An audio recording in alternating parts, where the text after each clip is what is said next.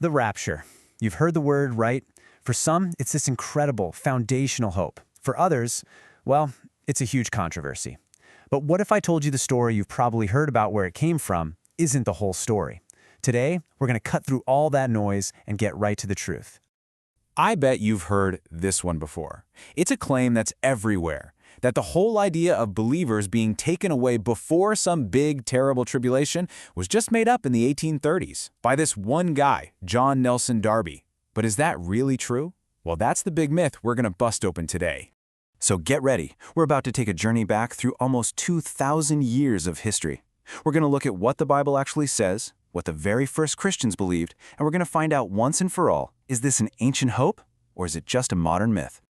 Okay, but before we dive headfirst into the big debate, let's just make sure we're all on the same page. What is the rapture anyway?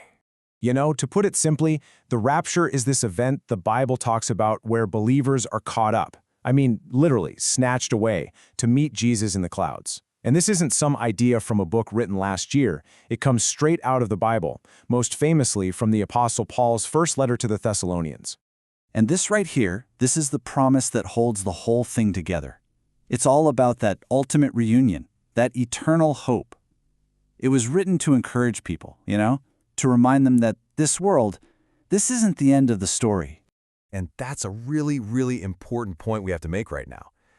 This isn't some fringe idea that popped up out of nowhere. Look, while the timing has been debated for centuries, and we'll get into that, the fact of a rapture, the core belief that Christ will return for his people, that's been a cornerstone of Christian teaching from day one. So when someone says there's no rapture at all, they're kind of ignoring what the Bible plainly says. The real debate, the one that's been going on for ages, isn't about if it's going to happen. It's about when. Specifically, when it happens compared to this prophesied 7-year period of tribulation here on earth. All right, so this breaks down the 4 main ways people see the timing. First, you've got the pre-trib view. That's the belief that Christians are taken out before the tribulation starts. Then there's mid-trib, which, you guessed it, places it right in the middle. The pre-wrath view argues it happens after the tribulation starts, but just before God's final, most intense judgment. And last, post-trib, which says the rapture and Jesus' second coming are basically one big event at the very end. And it's super important to remember, all of these views are held by really sincere, thoughtful Christians who are all trying to understand the same texts. Okay, now we get to the really juicy part. Let's just go for it and tackle the biggest controversy head-on. Where did this pre-tribulation view actually come from? I'm telling you, you see this claim everywhere. The idea that the most popular view today just appeared out of thin air in the 1800s, all thanks to this one guy, John Nelson Darby, who was a big deal in the Plymouth Brethren movement. But what does history actually say? This is where our little investigation gets so fascinating, because when you stop listening to the modern chatter and you go straight to the old documents, a completely different story starts to unfold. So let's look at the evidence. Okay, so if the pre-trib view didn't just start with Darby, then where in the world did it come from? Well, the evidence trail goes back much, much further than you might think. This timeline here basically shows the breadcrumbs left throughout history. I mean, we're talking the very earliest church fathers, guys like Clement and Ignatius, writing about Christ's imminent return. That's the idea that he could come back at any moment, which is a huge piece of the pre-trib puzzle. And as you move through history, you see more and more explicit mentions of this idea popping up centuries before the 1800s.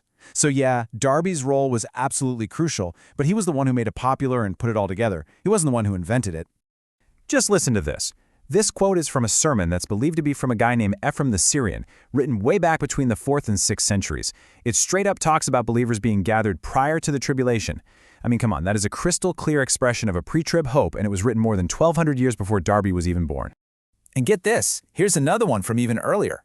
This is from a guy named Irenaeus. Now, Irenaeus was a student of Polycarp, who was a direct student of the Apostle John himself. So we're talking a direct link back. And he writes about the church being suddenly caught up. And then, he says, the Great Tribulation begins. He very clearly makes them 2 separate events, with the catching up happening first. So what's the verdict? The crucial point is this. The historical evidence is pretty clear that while J and Darby was a huge deal for organizing and popularizing the pre-trib view in the 1800s, the core ideas, that Christ could return any moment and that the church would escape the tribulation, they've been floating around in Christian thought for centuries. So no, it is definitely not a modern invention. So, after digging through all that history, what's the main takeaway? What's the bottom line? It's really that we shouldn't let this debate over the timing completely overshadow the doctrine's central purpose. Think about it like this. The when of it all, that's what's debated.